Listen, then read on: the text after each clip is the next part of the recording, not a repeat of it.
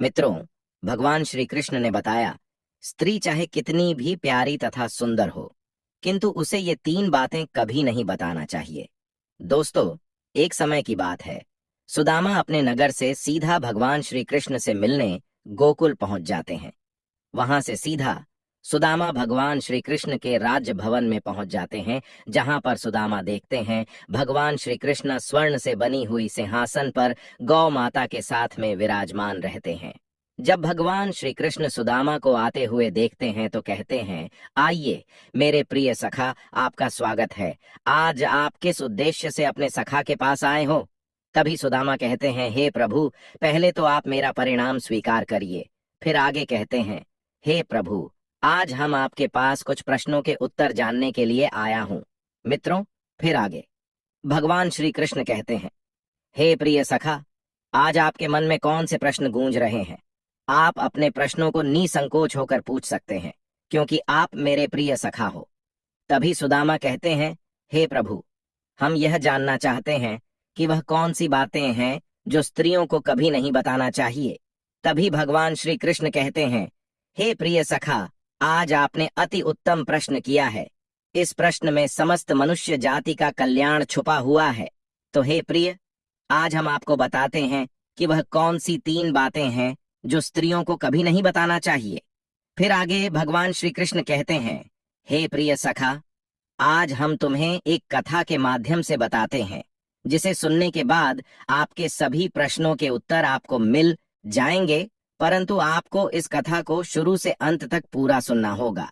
तभी आपके समझ में आएगा कि वह कौन सी तीन बातें हैं जो स्त्रियों को कभी नहीं बताना चाहिए, और जो मनुष्य इस कथा को ध्यान और मन लगाकर पूरा सुनता है, वो भी जान जाता है कि वह कौन सी तीन बातें हैं जो स्त्रियों को कभी नहीं बताना चाहिए। इन बातों को सुनकर सुदामा कहते हैं, हे प्रभु, हम आपकी इस कथा को शुरू से अंत तक सुनेंगे। कृपया करके आप अपनी कथा को प्रारंभ करिए।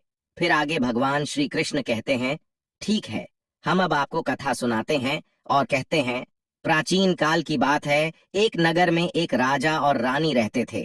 उस राज्य के पास हर तरह की सुख सुविधाएं थीं। घोड़े, दास दासियां, अनेक तरह का धन दौलत, उनके पास सब कुछ था। यदि उनके पास कुछ नहीं था तो वह थी संतान। इसी कारण से राजा और रानी दोनों बहुत ही चिंतित रहते थे। उस राजा और रानी ने अनेक तरह के धार्मिक अनुष्ठान किए, मंत्र किया, जप तप किया, अनेक तरह का पूजा पाठ किया, लेकिन उन्हें कोई फायदा नहीं हुआ। मित्रों, फिर आगे भगवान श्री कृष्ण सुदामा से कहते हैं, हे प्रिय सखा, धीरे धीरे करके राजा रानी दोनों की आयु 35 से 40 वर्ष बीत जाती है। एक दिन की बात है कि राजा और रानी यह सोच करके बड़ी ही चिंता में व्याकुल होने लगे कि अब राज्य का क्या होगा, हमारे राज्य का कौन वारिस बनेगा? इतना बड़ा राज्य है, इसको कौन संभालेगा, कौन लेगा? हमारी प्रजा की जिम्मेदारी। राजा और रानी दिन रात इसी चिंता में डूबे रहते थे। उनको खाने पीने की शुद्ध भी नहीं रहती थी। एक दिन सुबह सुबह की बात है कि राजा के दरबार में एक साधु आता है और दासी दौड़ करके रानी के पास जाती है और कहती है, हे रानी साहिबा, दरबार में कोई भिक्षा मांगने भिक्षुक आया है। तभी रानी दासी से कहती है कि यह मेरा अंतिम दान धर्म है, इसके बाद मैं अपने हाथों से कोई दान नहीं करने वाली। रानी चावल से भरा हुआ एक कटोरा हाथ में लेकर के बाहर आती है और साधु की झोली में बिछा डाल देती है। मित्रों, फिर भगवान श्री कृष्ण कहते हैं, हे प्रिय सखा, उसके चेहरे पर छाई हुई व्याकुलता को देख करके वह साधु उससे पूछता है कि हे रानी, क्या हुआ, आप इतना दुखी क्यों हैं? रानी साधु को सारी जो भी बात थी वह सब कुछ रोते हुए बताने लगी। साधु को रानी पर दया आ गई। कुछ पल गंभीर होने के बाद साधु कहने लगा कि चिंता मत करो रानी, आपकी संतान की इच्छा पूरी हो जाएगी। आपकी कोख से एक पुत्र जन्म लेगा, परंतु मात्र वह 14 साल तक ही आप लोगों को मिलेगा। उसके आगे वह इस मृत्यु लोक में नहीं रह पाएगा। इससे बढ़कर के आपको कुछ देना मेरे लिए संभव नहीं है। अपनी बात पूरी करते करते उसने अपनी झोली में से हाथ डाला और थोड़े से चावल निकाल करके रानी को दे दिया और कहा कि आप और राजा दोनों इस चावल की खीर बनाकर के दोनों खा लेना, इससे तुम्हें पुत्र की जल्दी प्राप्ति होगी। इतना कह करके वह साधु वहां से चला जाता है। उस साधु के जाने के बाद रानी सोचने लगती है कि 14 साल तो सही है, उतने समय के लिए हमें पुत्र तो मिलेगा, यही काफी है। उतने साल तक मैं उसे जी जान से बड़ा करूंगी, उसका पालन पोषण करूंगी, उसे बहुत प्यार करूंगी, उसे दुलार करूंगी, और अपनी संतान की जो हमारे मन में इतने दिनों से इच्छा मरी पड़ी हुई है वह जीवित हो जाएगी। फिर रानी अपना सारा राजकाज खत्म करने के बाद रानी राजा के पास जाती है और राजा को जाकर के सारी बात बता देती है कि साधु ने उसे कुछ चावल देकर के खीर बना करके खाने के लिए कहा। साधु महाराज ने यह चावल हम दोनों को खीर बना करके खाने के लिए कहा है। फिर राजा कहने लगा, इतना दान धर्म किया, जब तब किया, कोई फल नहीं मिला, अब इस खीर से हमें संतान की प्राप्ति होगी क्या? फिर रानी कहने लगी, हे राजन, जब इतना सब कुछ किया तो अब यह भी सही, इतना भी कर लेते हैं। हो सकता है इसके बाद ईश्वर हमारी इच्छाएं को पूरी कर दे। उस साधु के क्रोध को क्यों बुलावा दे? यदि उसका हम कहना नहीं मानेंगे तो वह साधु नाराज हो जाएगा।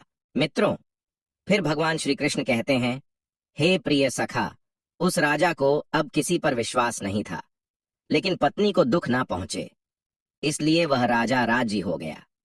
एक दिन क्या होता है कि राजा और रानी दोनों स्नान करके भगवान का नाम लेकर के अपने पूर्वजों का स्मरण करते हुए और उस संत का नाम लेते हुए उस चावल से खीर बनाते हैं और दोनों खा लेते हैं।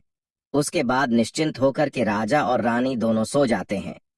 इसी प्रकार कुछ दिन बीत जाते हैं और साधु द्वारा कहे के अनुसार रानी गर्भवती हो जाती है।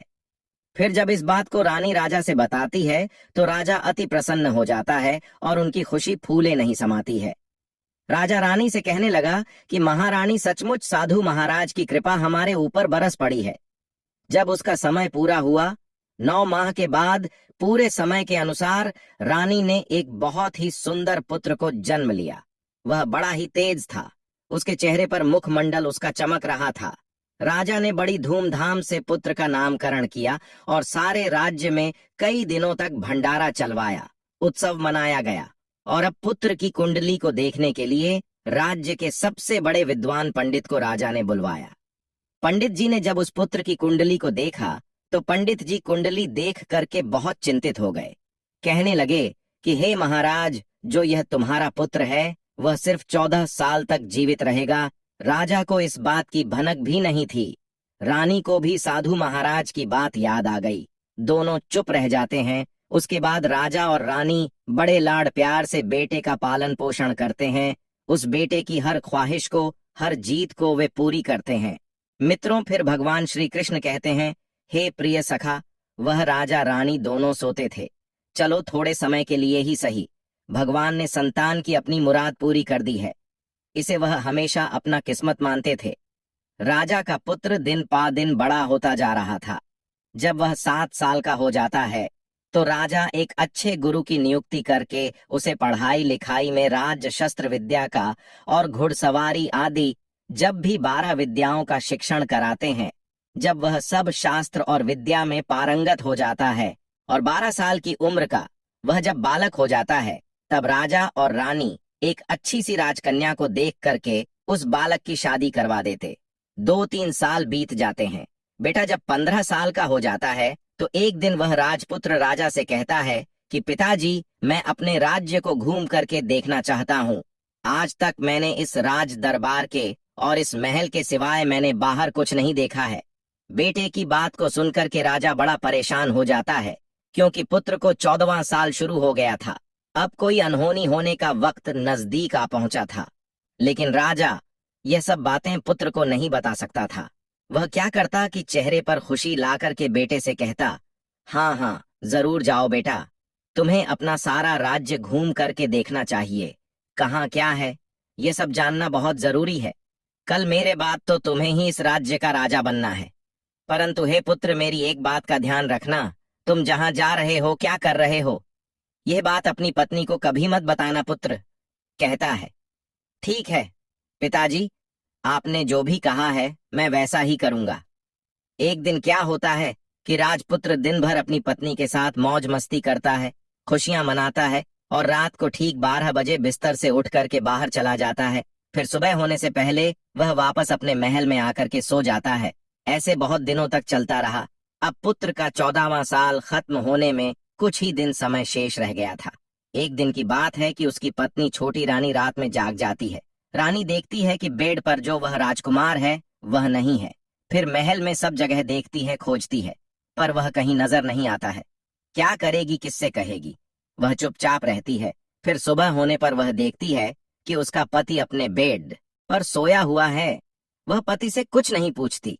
लेकिन जब दूसरी रात भी वैसे ही होता है, तीसरी रात, चौथी रात, ऐसे कई दिनों तक चल रहा था, रानी इस तरह के व्यवहार को देख करके अपने पति के बहुत चिंतित हो जाती है, उदास हो जाती है और सोचती है, पति रोज रात को कहाँ जाता है, क्या करता है, किससे मिलता है मित्रों?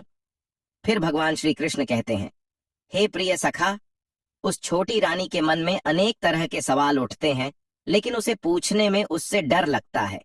शायद पत्नी के पूछने पर पति को गुस्सा आ जाए और वह गुस्से में आकर के कुछ भी कर बैठे। सास ससुर से पूछने के बारे में सोचती है तो उसकी कुल मर्यादा बीच में आ जाती है। सोचने लगती है कि इस बात को अपने सास ससुर से क्यों पूछूं। इसी तरह से मन ही मन में वह कोसती रहती है। इस हालत से उसे खाने पीने में किसी प्रकार की कोई दिलचस्पी नहीं रह जाती है। धीरे धीरे वह एकदम से दुबली पतली होकर के कमजोर हो जाती है। उस राज्य में एक दिन की बात है कि एक फूल बेचने वाली बूढ़ी मालिन आ गई। वह हमेशा छोटी रानी को फूल देने के लिए महल में आया करती थी। उस बुढ़िया का ध्यान छोटी रानी पर चला जाता है। वह छोटी रानी से पूछती है कि हे बेटी, क्या बात है, तुम क्यों दुखी हो? मैं देख रही हूं कि तुम सूख करके कांटा होती जा रही हो। रानी कहने लगती है कि क्या बताऊं तुम्हें अम्मा, तुम्हारा जो यह राजपुत्र है वह प्रत्येक रात्रि को बिस्तर से अपने उठ करके कहीं चला जाता है और सुबह होने से पहले ही वापस आकर के अपने बिस्तर पर सो जाता है। वह कहाँ जाता है, किससे मिलता है, कौन सी उसकी प्रेमिका है, ये सब सोच करके मेरा मन बड़ा दुखी होता है और इसी दुख और चिंता के कारण मैंने खाना पीना सब कुछ छोड़ दिया है और इसीलिए मैं सूख करके कांटा बन गई हूं। छोटी रानी की बात सुनकर के उस बुढ़िया के मन में एक उपाय आता है और कहती है कि हे बेटी, ऐसा करना कि आज रात तुम सोना मत, उसके पीछे जाकर के देखना कि वह कहाँ जाता है और क्या करता है, किससे मिलता है, उसकी ठीक से पहरेदारी करना। फिर रानी कहती है, पर मुझे नींद आ गई तो क्या करूंगी? वह बूढ़ी माई कहती है कि नींद ना आए इसलिए एक काम करना, अपने बाएं हाथ की उंगली में एक छोटा सा जख्म बना लेना और उस पर थोड़ी सी मिर्च लगा करके उस पर छिड़क देना। उससे तुम्हें बड़ी जलन होगी और उस पीड़ा से तुम्हें रात भर नींद नहीं आएगी। रानी बुढ़िया के कहने के अनुसार अपनी उंगली में एक छोटा सा घाव बना करके और उस पर थोड़ा सा मिर्च लगा लेती है और फिर उसे नींद नहीं आती है। लेकिन थोड़ी देर के बाद जब वह सो जाती है, फिर दूसरे दिन सुबह बुढ़िया जब फूल लेकर के आती है, उसके महल में पहुंचती है और पूछती है उससे कि क्या हुआ बेटी, देख पाई क्या पति तुम्हारा कहाँ जाता है और क्या करता है? तब रानी कहती है कि अम्मा, पहले कुछ समय जलन के कारण मुझे नींद नहीं आई, लेकिन जैसे ही जलन शांत हुई उसके बाद मैं सो गई, फिर मुझे पता नहीं चला कि क्या हुआ। वह बुढ़िया कहती है, कोई बात नहीं, आज तुम उंगली पर पहले से थोड़ा बड़ा जख्म बना लेना और उस पर ज्यादा मिर्च लगा लेना। रानी वैसे ही करती है, परंतु वह सिर्फ पति के बिस्तर से उठ करके बाहर निकलते वक्त जाग पाई। वह उसके पीछे नहीं जा सकी क्योंकि उसकी आंखें उस समय तक मूंद गई थीं, उसे नींद आ चुकी थी। दूसरे दिन सुबह जब वह फिर बुढ़िया आती है और रानी से पूछती है तो रानी रो करके कहने लगती है कि अम्मा, आज भी उसकी पहरेदारी मैं ठीक से नहीं कर पाई। बुढ़िया कहती है कि बेटी, सब कुछ ठीक हो जाएगा, तुम आज रात जख्म और बड़ा करना और उस पर ज्यादा मिर्च के साथ नमक भी लगा लेना और एक काम करना बेटी, वह जब जाने के लिए निकलता है तो उसका रास्ता रोक करके उसके सामने खड़ी हो जाना। बुढ़िया ने जैसा बताया रानी वैसा ही करती चली गई। आज रात उसे नींद नहीं आ रही थी। पति रात के 12 बजे बिस्तर से उठ करके जब महल से निकलने के लिए आगे बढ़ता है तो वह बुढ़िया ने जिस तरह से उसे बताया था उसी तरह से रानी आकर के पति के सामने रास्ता रोक करके खड़ी हो जाती है और कहती है, कहाँ जा रहे हो और किससे मिलने के लिए तुम जा रहे हो, मुझे यह बताओ, इसके बाद में जाना। पत्नी को इस तरह से देख करके वह राजपुत्र उसे बहुत समझाने की कोशिश करता है। कहता है कि देखो, अगर मैंने तुम्हें यह बात दिया तो मैं तुम्हें दोबारा नहीं मिल पाऊंगा। मित्रों, फिर भगवान श्री कृष्ण कहते हैं हे प्रिय सखा, फिर उसकी पत्नी कहती है, कोई बात नहीं, ना मिल पाओ, लेकिन आप रात के समय कहाँ जाते हो, क्या करते हो, किससे मिलते हो, यह सब पहले मुझे बता दीजिए। वह राजपुत्र अपनी पत्नी की जिद के आगे बिल्कुल असहाय हो जाता है और उस रानी के जिद के आगे उसकी एक भी नहीं चलती है। और ठीक उसी समय उसका 14वां साल पूरा होने वाला था और 15वां साल लगने वाला था। फिर वह कुछ चावल मंत्रों से सिद्ध करके अपनी पत्नी को देकर के कहता है कि देखो, इन चावल के दानों को दोनों हाथों में अपनी मुट्ठी में पकड़ लेना। पहले दाएं हाथ में पकड़े चावल मेरे ऊपर फेंक देना।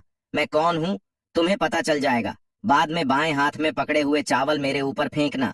मैं जैसा था तुम्हें मिल जाऊंगा। लेकिन यदि तुम बाएं हाथ के चावल मेरे ऊपर फेंकना भूल गई तो मैं तुम्हें कभी नहीं मिल पाऊंगा। इतना याद रखना मित्रों। रानी बड़े आत्मविश्वास के साथ कहकर के दाएं हाथ में पकड़े चावल पति के ऊपर फेंक देती है। वह जो राजपुत्र था एकदम एक घोड़े में परिवर्तित हो जाता है। एक सुंदर सा सफेद घोड़ा, लंबी गर्दन, बड़ी बड़ी उसके अयाल देखते ही वह तेजी से दौड़ने लगता है। रानी उस घोड़े को देख करके एकदम से घबरा जाती है और पति ने बाएं हाथ के चावल फेंकने की जो बात कही थी वह सब रानी भूल जाती है। उसकी आंखों के सामने वह घोड़ा महल से बाहर हिन हिना करके चला जाता है। घोड़ा जो महल से बाहर जाता है तो वापस नहीं आता है। अब रानी को बड़ा पश्चाताप होता है। वह स्वयं को कोसने लगती है, लेकिन अब तो कोई फायदा नहीं होने वाला था। राजपुत्र अब वापस नहीं आने वाला था। जब सुबह होती है, महाराज और महारानी को सब बात पता चलता है तो उन्हें बहुत दुख होता है। वह बिस्तर पकड़ लेते हैं और अपने बेटे का इंतजार करने लगते हैं। एक दिन उनका बेटा वापस आएगा, यही सोचते रहते हैं। इसी तरह से 1 दिन, 2 दिन, 10 दिन, महीना बीत गया, 2 महीने बीत गए, 3 महीने बीत गए, आखिर धीरे धीरे करके 6 महीने पूरे हो गए। लेकिन राजपुत्र का अब तक कोई पता नहीं चलता। प्रधान राजपुत्र को ढूंढने के लिए राज्य के गांव गांव सिपाही भेजता है, लेकिन उसे भी कोई सफलता नहीं मिलती है। इधर रानी अपनी जिद के कारण पति गायब हो गया, यही सोच करके स्वयं ही मन अपने आप को कोसती रहती है। और एक दिन वह प्रण लेती है कि कुछ भी हो जाए, मैं अपने पति को किसी तरह से ढूंढ करके उसे वापस जरूर घर लेकर के आऊंगी। मित्रों, फिर आगे भगवान श्री कृष्ण कहते हैं, हे प्रिय सखा, एक दिन की बात है कि सुबह उठ करके वह अपने सास ससुर के पास जाती है और कहती है कि मैंने अपने पति के साथ जो भी पाप कर्म किया है और उसी के कारण मेरा पति यहाँ से नाराज होकर चला गया है। मैं किसी भी कीमत पर अपने पति को खोज करके लाऊंगी और मैं अपने पति की खोज में जा रही हूँ। दोस्तों, महाराज और महारानी को क्या चाहिए था? उनका पुत्र था, बेटा किसी तरह से उनको मिलना चाहिए था। वह बहू को जाने की आज्ञा दे देते हैं। कहते हैं कि हे बेटी, तुम्हें जो चाहे वह करो, जहां जाना हो वहां जाओ, लेकिन हमारे बेटे को वापस लेकर के आओ, भगवान तुम्हें कामयाबी दे। अब रानी क्या करती है? वह ही भेष बदल करके एक सेठानी बन जाती है और अपने साथ कुछ नौकर और दासिया को लेकर के थोड़ा सा कुछ सामान अपने हाथ में लेकर के राज्य की सीमा पर जाती है और वहां एक बड़ा सा भोजनालय खोल देती है। वह आने वाले सब यात्रियों को वह मुफ्त में खाना खिलाने लगती है और उनसे कहती है कि तुम्हें जो खाना खाना है उसके लिए एक शर्त है। कोई अजीब चीज उसकी मालकिन को यानी राजकन्या को बतानी पड़ेगी, जो वहां आने वाला हर नागरिक अपनी तरफ से मैंने यह देखा है, मैंने वह खा है, कहकर वहां से मुफ्त खाना खा करके जाता था। परंतु रानी को जो बात जाननी थी वह अब तक नहीं मिलती। ऐसे ही कई दिन बीतते गए। एक दिन क्या होता है कि रानी के महल फूल लेकर के जाने वाली बुढ़िया के एक बेटा और बहू थे। उनका एक छोटा बेटा था, यानी बुढ़िया का एक पोता था। बेटा और बहू सुबह काम के लिए जब निकलते तो पोते को संभालने की जिम्मेदारी बुढ़िया पर रहती थी। बुढ़िया दिन भर पोते को अपने पालती थी। एक दिन होता क्या है कि बुढ़िया को पान खाने की बड़ी आदत थी। वह पान खाने के लिए उसे छूना चाहिए था। वह उसे तैयार करने के लिए सीपियां लेकर के आई और इन सीपियां को भूनने के लिए गोबर के कंडे चाहिए थे। कंडे इकट्ठा करने के लिए वह बांस की टोकरी लेकर के चरवाहे के मैदान में गई। वहां बहुत सारे कंडे थे। उन्हें जमा करते करते उसे घर आने में काफी अंधेरा हो चुका था। इस ओर शाम होते ही काम से वापस बेटा और बहू पहुंचे तो देखा कि बच्चा घर पर अकेला है और रो रहा है। वह दोनों गुस्से से आग बबूला हो गए। इतने में ही वह बुढ़िया घर आ गई। बेटा ने पूछा कि पोते को घर में अकेला छोड़ करके तुम कहाँ गई थी? वह बुढ़िया कहने लगी कि गोबर के कंडे इकट्ठे करने के लिए गई थी। इस पर जो उसका बेटा था वह कहने लगा, दोबारा बच्चे को अकेला छोड़ करके यदि घर में कहीं गई तो मैं तुम्हें बहुत मारूंगा। बुढ़िया कहने लगी कि नहीं बेटा, फिर कभी ऐसा नहीं करूंगी मित्रों। फिर आगे भगवान श्री कृष्ण कहते हैं, हे प्रिय सखा। लेकिन दूसरे ही दिन बुढ़िया यह बात भूल गई और फिर वही चरवाहे के मैदान में जाकर के कंडे इकट्ठे करने के लिए वह चली गई। शाम को जब बेटा और बहू काम करके वह वापस आते हैं तो देखते हैं कि आज फिर उनका बच्चा घर में अकेला है और रो रहा है। अब उसके बेटे की जो सहन शक्ति थी वह समाप्त हो गई और बुढ़िया के वापस आने पर वे लोग उसे घर से निकाल देते हैं। बुढ़िया रात भर घर के बाहर अंधेरे में बैठी रही और सुबह होते ही टोकरी लेकर के कंडे इकट्ठा करने के लिए वह निकल गई। उस दिन उस पर कंडे इकट्ठा करने का मानो पागलपन सवार था। वह कंडों को इकट्ठा करते करते कब अंधेरा हो गया, सुबह से शाम हो गई, उसे कुछ पता नहीं चला। जब उसे ध्यान आया तो गांव का जो रास्ता था वह ठीक तरह से उसे दिखाई भी नहीं दे रहा था और वह अंधेरे में अपनी आंखें फाड़ फाड़ करके देखती और किसी तरह से वह आगे चल रही थी।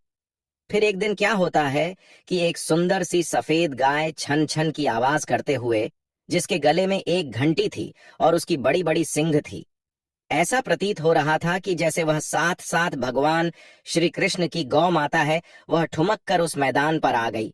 और उसे देख करके बुढ़िया सोचने लगी कि इस गाय के पीछे पीछे जाऊंगी तो गांव तक मैं अवश्य से पहुंच जाऊंगी। यही सोच करके वह बुढ़िया उसके पीछे पीछे चलने लगी। गाय क्या करती है कि उस मैदान से लेकर के एक एक करके 6 मैदानों को पार करती हुई आखिर में वह 7वें मैदान पर जाकर के पहुंच जाती है। तो वहां क्या होता है कि उस मैदान पर एक बड़ा सा पत्थर, जो गाय ने जाकर के उस पत्थर को अपनी सींग मारा और हटा दिया। पत्थर जब हटा तो वह पाताल में जाने के लिए नीचे सीढ़ियां दिखाई देने लगी। जब वह गाय उन सीढ़ियों से जाने लगी तब बुढ़िया यह सब देखती रही और झट से जा करके उस गाय की पूंछ को पकड़ लिया और पूंछ पकड़कर के वह गाय के साथ साथ नीचे पाताल लोक में पहुंच गई। पाताल में पहुंचते ही तुरंत गाय की पूंछ को उस बुढ़िया ने छोड़ दिया और इधर उधर देखने लगी। वहीं से बुढ़िया ने देखा कि पाताल में सभी जगह तो जगमगाहट है, दीप जल रहे हैं और तेज रोशनी गाय के ऊपर पड़ती है और वहां अद्भुत अजीब तरह की घटनाएं घट रही हैं। गाय के नीचे जाती ही उसके गले में अपने आप रस्सी पड़ गई और छमछम करके कोई दुधारी में गाय का दूध नाने लगी, लेकिन जो भी कोई वह कर रही थी वह दिखाई नहीं दे रही थी। बुढ़िया यह सब देख करके बहुत घबरा गई। सोचने लगी कि कहाँ आकर के मैं फंस गई, यहाँ वहां छिपने की। वह बुढ़िया जगह ढूंढने लगी लेकिन उसे कहीं जगह नहीं मिली, हर तरफ उजाला था। मित्रों, फिर आगे भगवान श्री कृष्ण कहते हैं, हे प्रिय सखा। अब तो एक कोने में जाकर के वह बुढ़िया खड़ी हो गई। जो कुछ भी सामने हो रहा था उसे वह चुपचाप देखने लगी। कुछ पल के बाद वहां झट से एक सफेद घोड़ा आया और वहां 2 कुंड थे। उसमें एक कुंड में उस घोड़े ने छलांग लगाई और ऊपर आ गया और उसे तुरंत ही राजपुत्र का रूप प्राप्त हो गया। राजपुत्र बनने के बाद उसने दूसरे कुंड में पानी में स्नान किया। वहां रखे नए नए कपड़े पहने और एक सुंदर पलंग पड़ा था, उस पर आकर के बैठ गया।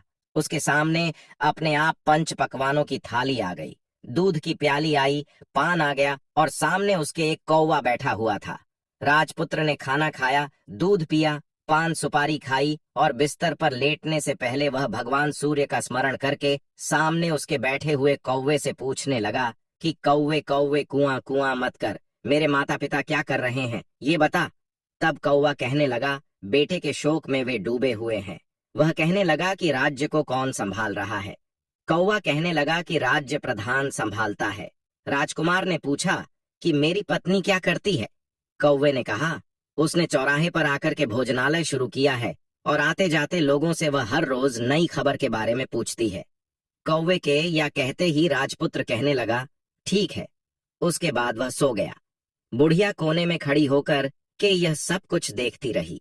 ऐसी अद्भुत घटना उसने जिंदगी में पहली बार देखी थी। उसे अंदर ही अंदर बड़ी व्याकुलता होने लगी। वह अपनी भूख प्यास सब कुछ भूल कर के आगे क्या होता है यह देखने के लिए व्याकुल होने लगी। लेकिन उसके बाद और कुछ घटनाएं नहीं घटी। इसी तरह से रात बीत गई, सुबह हो गई। सुबह होने पर पलंग पर सोया हुआ वह राजकुमार उठा और फिर से पहले वाले कुंड में छलांग लगाई और वह फिर से घोड़ा बनकर के कुंड से बाहर आ गया। और बाहर आते ही वह तेजी से उस पाताल नगरी के बाहर निकल गया। लेकिन वह कहाँ गया, बुढ़िया को कुछ पता नहीं चला। उसके बाद पिछली रात की तरह कोई उस गाय को छम छम करके दूध गारने लगा। जैसे ही दूध गारना खत्म हुआ, गले में उसके रस्सी पड़ गई और जो रस्सी पड़ी हुई थी वह अपने आप खुल गई और वह गाय तेजी से ऊपर जाने वाली सीढ़ियों की ओर भागने लगी। गाय को उस तरफ जाते हुए देखकर कि वह बुढ़िया सोचने लगी, अब गाय के साथ यहाँ से ऊपर जाना ही समझदारी है, नहीं तो कोई नई मुसीबत आकर के मेरे ऊपर पड़ जाएगी। झट से उस बुढ़िया ने गाय की पूंछ पकड़ी और गाय के साथ वह बाहर आ गई। गाय जब ऊपर मैदान में पहुंची तो सुरंग का रास्ता अपने आप बंद हो गया और उसके मुंह पर रखा हुआ बड़ा सा पत्थर वह पहले की तरह ही रख गया। ऊपर आकर के वह गाय जंगल की ओर चली गई तो उधर बुढ़िया एकदम बावली सी होकर के पाताल नगरी में जो कुछ भी उसने देखा था, जल्दी से जल्दी किसी को बताने के लिए वह व्याकुल होने लगी। मित्रों, फिर आगे भगवान श्री कृष्ण कहते हैं, हे प्रिय सखा, फिर एकदम से याद आया कि नगर की सीमा पर कोई औरत है जो भोजनालय चलाती है और नई बात बताने वाले को वह खाना मुफ्त में खिलाती है। ऐसा वह सोचने लगी कि मैं क्यों ना जाकर के उस औरत को बात बताऊं, और यदि उसे यह बात पसंद आ गई तो बाकी जीवन खाने पीने की जो भी झंझट है उससे सब मुक्ति मिल जाएगी। बुढ़िया ने मन में विचार किया और तुरंत उस भोजनालय के द्वार पर टगे हुए नगाड़े के सामने जाकर के पहुंच गई और जोर से नगाड़ा बजाना शुरू कर दिया। नगाड़े का इस तरह से बजना सुनकर कि मालकिन यानी छोटी रानी के मन में बड़ी प्रसन्नता होती है। सोचती है कि शायद कोई बड़ी बात लेकर के यहाँ आया है। रानी सिपाहियों को आदेश देती है कि जाइए और जो भी कोई आया है उसकी अच्छी तरह से खातिरदारी कीजिए। आदेश पाते ही 2 सिपाही दौड़ करके गए और देखा कि एक बुढ़िया नगाड़ा बजा रही है। उन्होंने उस बुढ़िया से पूछा कि हे बुढ़िया, क्या हुआ, क्यों नगाड़ा बजा रही है? बुढ़िया कहने लगी, कुछ नहीं बेटा, यहाँ खाना मिलता है ना, इसीलिए आई हूँ। खाना चाहिए, मिलेगा क्या? तभी वह सिपाही कहते हैं, हाँ मिलेगा, लेकिन मुझे तुमसे कोई नई बात जाननी है, वह तुम्हें पहले बतानी पड़ेगी। बुढ़िया ने कहा कि हाँ बताऊंगी, एक बात मालूम है मुझे इस पर।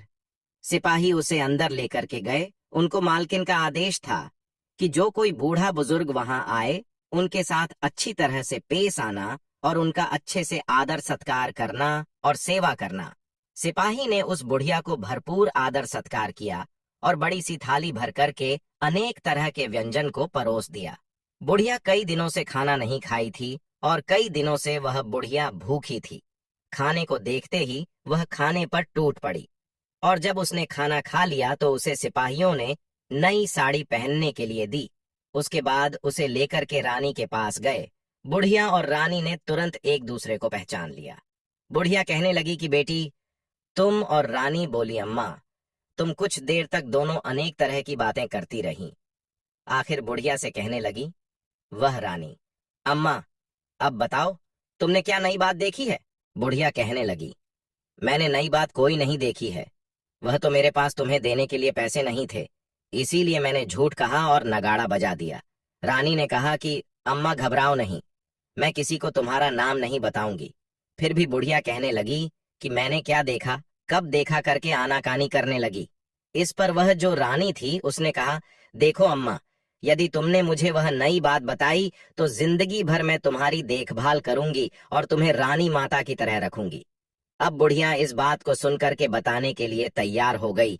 उसने जो कुछ भी उस चारागाह वाले मैदान से लेकर के उस पाताल लोक में जो कुछ भी देखा था वह सब कुछ उसने उस राजकुमारी को बता दिया।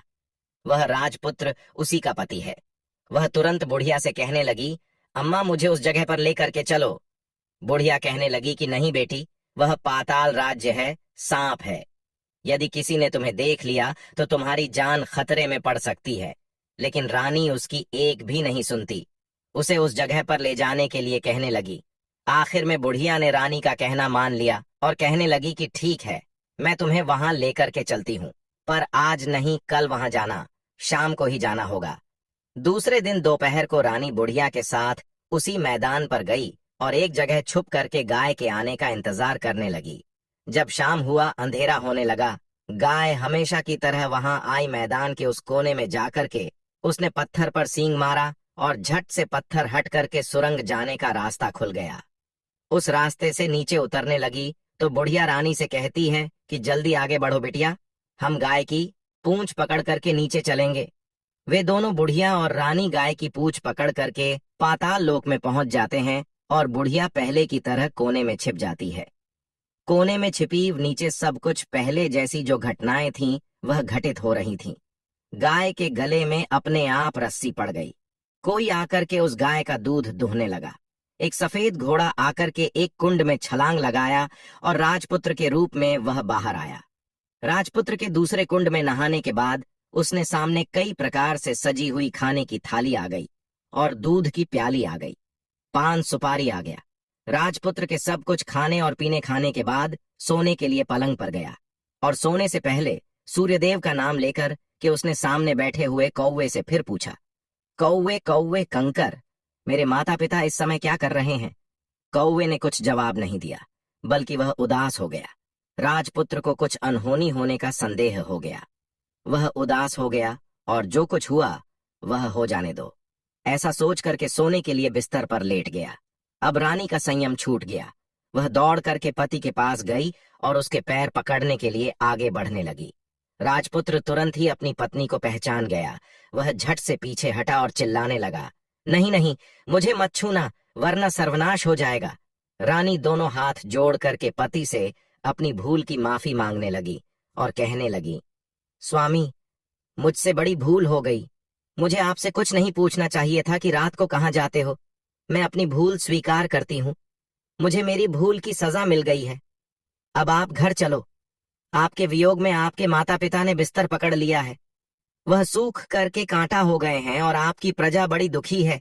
उस पर राजपुत्र कहने लगा, वहीं तो एक बार तुम गलती कर बैठी हो, अब दोबारा मत करना, नहीं तो तुम्हें जो दिख रहा हूं वह भी नहीं दिखूंगा। रानी रोने लगी, जोर जोर से जमीन पर सर पटकने लगी। राजपुत्र के मन में रानी के लिए दया आ गई। वह उससे कहने लगा, यदि तुम मुझे पाना चाहती हो तो तुम्हें एक काम करना होगा। काम बड़ा कठिन है और वह काम तुम्हें अकेले ही करना होगा। रानी ने कहा, कहो, कितना भी कठिन काम होगा, मैं उसे पूरा करूंगी। उस राजपुत्र ने कहा कि इस पाताल से ऊपर जाते ही तुम्हें एक बड़ा घना जंगल नजर आएगा और इस तरह के 6 जंगलों को पार करने के बाद जब 7वां जंगल तुमको मिलेगा तो उस जंगल के बीचों बीच में एक बरगद का पेड़ है और उसके आसपास जगह जगह पत्ते पड़े हुए हैं, कांटे आदि है। वहां पर शेर, भालू, सांप सभी आकर के वहां बैठते हैं। तुम्हें उन सबको भगा करके उस जगह को साफ करना है और उसको गोबर से लीप करके पवित्र बनाना है। वहां पर रंगोली सजा करके उसके बाद वहां पर धूप दीप अगरबत्ती करके फूल कुमकुम से पेड़ के तने की पूजा करनी है और दूध दही से बने चावल का भोग चढ़ाना है। यह सब तुम्हें दोपहर को 12 बजे से पहले करना होगा और 12 बजे के समय तुम्हें उस जगह पर बैठ करके सूर्य भगवान का मंत्र का जाप करना है। ठीक 12 बजे सूर्य भगवान वहां पर रथ पर सवार होकर आएंगे और जब वहां का दृश्य देखकर सूर्य भगवान खुश हो जाएंगे, तब कहेंगे कि जिस किसी ने यह सब किया है उसे मैं मनचाहा वरदान देना चाहता हूँ। ऐसा सुन करके तुम सामने जाना और उनके रथ का दाहिना घोड़ा मांग लेना। मैं तुम्हें मिल जाऊंगा मित्रों। फिर आगे भगवान श्री कृष्ण कहते हैं, हे प्रिय सखा। इतना कह करके वह राजपुत्र अपने पलंग पर जाकर के सो गया और छोटी रानी सुबह होने का इंतजार करने लगी। सुबह होते ही वह बुढ़िया के साथ गाय की पूंछ पकड़ करके ऊपर आ गई। ऊपर आने के बाद वह बुढ़िया से कहने लगी, अम्मा, अब मैं अकेले आगे जाऊंगी, तुम भोजनालय को वापस चली जाओ। वह जंगल में जाकर के राजपुत्र के द्वारा बताई गई जो भी बात थी वह ढूंढने लगी। जाते जाते जब उस रानी को उस बरगद का पेड़ दिखाई दिया तो उस जगह सब कुछ हटाकर के बाद साफ सफाई कर दी और जैसे उस राजपुत्र ने कहा था वैसे ही उसने उस जगह को साफ करके लीप पोत करके बैठ गई और चंदन धूप दीप अगरबत्ती जलाकर के भगवान सूर्य देव का स्मरण करने लगी। जैसा कि उसके पति ने बताया था, दोपहर को ठीक 12 बजे सूर्य भगवान का रथ उस स्थान पर आकर के रुक गया। सूर्य भगवान ने जब रथ से नीचे देखा तो सुगंधित वातावरण देख करके वे बहुत प्रसन्न हो गए और कहने लगे कि जिस किसी ने यह काम किया है वह यहाँ आकर के मुझसे मनचाहा वरदान मांग ले, उसे मैं अवश्य दूंगा। रानी ने जब यह शब्द सुना तो बिना किसी संकोच के दौड़ करके वह सूर्य भगवान के सामने गई और उनको प्रणाम करके कहने लगी, भगवान, वह मैं ही हूँ, मैंने इस जगह को साफ किया है। इतना सुनने के बाद भगवान सूर्य देव कहते हैं, हे बेटी, तुम्हें जो चाहिए वह वरदान मांग लो। फिर रानी कहती है, भगवान, मुझे आपके रथ का दाहिना घोड़ा चाहिए। सूर्य भगवान बोले, नहीं नहीं, मैं तुम्हें इसे नहीं दे सकता। मैं किसी भी तरह से तुम्हें रथ का यह घोड़ा नहीं दे सकता। मेरे रथ में 5 घोड़े हैं, तुम चाहो तो कोई और घोड़ा मांग लो, लेकिन यह दाहिना घोड़ा मत मांगो, वह मैं तुम्हें नहीं दे सकता। छोटी रानी ने एक भी नहीं सुनी। वह सूर्य देव से एक ही बात कह रही थी कि हमें कुछ भी हो और कुछ नहीं चाहिए, आपके रथ का सिर्फ दाहिना घोड़ा ही चाहिए। रानी भगवान सूर्य देव से कहने लगी, हे भगवान, यदि आपने आज मुझे अपना दाहिना घोड़ा नहीं दिया तो मैं अपनी जान दे दूंगी।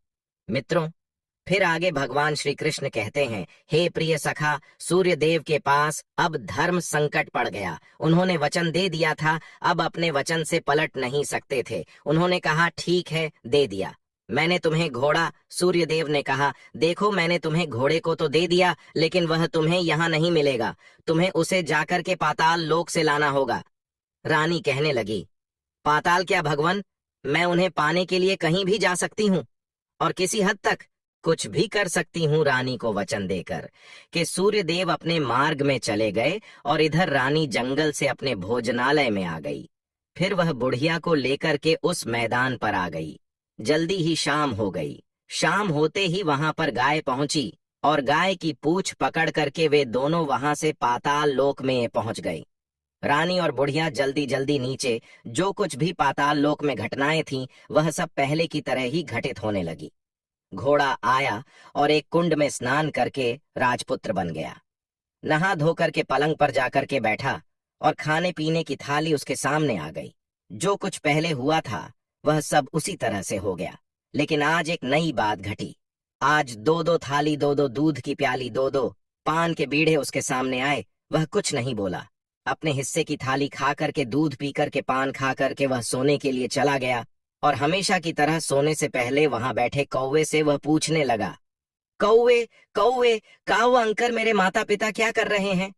उस कौवे ने जवाब दिया कि वे दोनों तुम्हारे शोक में मरने की स्थिति में पहुंच गए हैं। ऐसा सुनते ही उसकी आंखों से आंसू बहने लगे। फिर वह पूछने लगा कि कौवे कौवे, कौ अंकर, मेरा राज्य कौन चला रहा है? वह कौवा कहने लगा कि तुम्हारा राज्य प्रधान चला रहा है और वह सब कुछ हड़प चुका है। वह प्रजा पर बहुत अत्याचार कर रहा है। यह सुनकर के राजपुत्र को बड़ा गुस्सा आया। वह गुस्से में अपनी मुट्ठी को बंद कर लिया और पूछने लगा, कौवे कौवे, कौ अंकर, मेरी पत्नी इस समय क्या कर रही है? कौवा कुछ नहीं बोला, चुप रहा। अब रानी का संयम जवाब दे चुका था। वह दौड़ करके पति को सीने से लगा ली। फिर राजपुत्र कहने लगा, अब मैं तुम्हें मिल गया। रानी कहने लगी, सच कहते हो, अब आप फिर से घोड़ा तो नहीं बनोगे? फिर पति कहता है, नहीं, मैं अब दोबारा घोड़ा नहीं बनूंगा। तुमने जो इतने सारे कष्ट उठाए हैं मुझे पाने के लिए, इसलिए सूर्य देव ने मुझे सदा के लिए घोड़े के जन्म से मुक्त कर दिया है।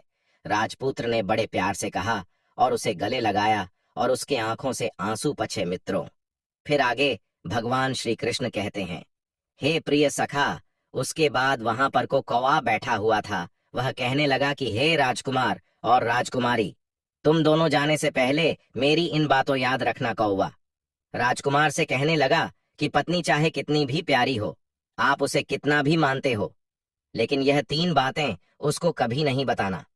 पहली बात, जिस बात को बताने से आपके ऊपर और आपके परिवार पर संकट आने वाला हो, उस बात को पत्नी से कभी नहीं बताना चाहिए। दूसरी बात, ऐसी बातें जिनको आप गुप्त रखना चाहते हैं, किसी के साथ शेयर नहीं करना चाहते, वह बातें भी पत्नी को नहीं बताना चाहिए, क्योंकि स्त्रियों के पेट में कोई भी बात नहीं पचती है। इसीलिए गुप्त बातों को पत्नी से कभी नहीं बताना चाहिए। तीसरी बात, जिस बात को बताने से आपकी जान को खतरा हो और आपके माता पिता को कष्ट हो, आपके परिवार पर संकट आ जाए, ऐसी बात को भी स्त्री से कभी नहीं बताना चाहिए। कौवे की बात को सुनकर के वे दोनों ने कहा, ठीक है, जैसी गलती हम लोगों ने पहले की है, अब वह दोबारा गलती मैं नहीं करूंगी। उसके पश्चात उस राजपुत्र ने बड़े प्यार से कहा और उसे गले लगा लिया, अपनी रानी के आंसू पोंछे। कुछ देर के बाद सुबह हो गई। गाय की श्रृंखला टूट करके भूलोक पर जाने लगी। रानी, राजपुत्र और बुढ़िया उसकी पूंछ पकड़ करके ऊपर आ गए। ऊपर आने पर वह सीधे भोजनालय में पहुंचे। वहां का सब सामान लोगों में बांट दिया और ताला लगा करके वे अपने राज्य को वापस चले गए। अपने राज के पुत्र को वापस आते हुए देख करके जो प्रधान था वह सब घबरा गया। राजपुत्र ने उसे बंदी बना करके कैद खाने में डाल दिया और राज्य की बागडोर को खुद अपने हाथों में ले लिया। इसके बाद अपने माता पिता से मिलने के लिए वह राजकुमार राजकुमारी के साथ अपने महल में गया और राजपुत्र क्या देखता है कि उसके माता पिता उसके शोक में सूख करके कांटे बन गए हैं। पुत्र को देख करके मरणासन्न स्थिति में राजा और रानी की आंखों से टप टप आंसू बहने लगे। फिर दोनों ने पुत्र को गले लगाया, उसे प्यार से सहलाने लगे। इतना होने के बाद उनके सेहत में एकदम से सुधार आने लगी। पुत्र को आशीर्वाद देने लगे। राजा के पुत्र के आने की खबर तुरंत सारे राज्य में फैल गई। प्रजा इस तरह की बात को सुनकर के फूले नहीं समा रही थी। सारी प्रजा राजमहल में आकर के इकट्ठी हो गई। राजपुत्र ने उन्हें दर्शन दिया और आज से उन्हें किसी प्रकार का कोई दुख नहीं पहुंचेगा, ऐसा वचन देकर के वह अपने राज्य के सिंहासन पर जाकर के बैठ गया और एक अच्छा राजा बनकर के अपने अच्छे राज्य को अच्छी तरह से वह चलाने लगा और अपनी पत्नी के साथ और अपने माता पिता के साथ सुख शांति से जीवन बिताने लगा। और जो वह बुढ़िया थी उसे वह अपने पास में उसे रख लिया। दोस्तों, इस प्रकार से भगवान श्री कृष्ण ने सुदामा को बताया कि वह कौन सी 3 बातें हैं जो स्त्रियों को कभी नहीं बताना चाहिए। अगर यह कथा आप लोगों को पसंद आई हो तो वीडियो को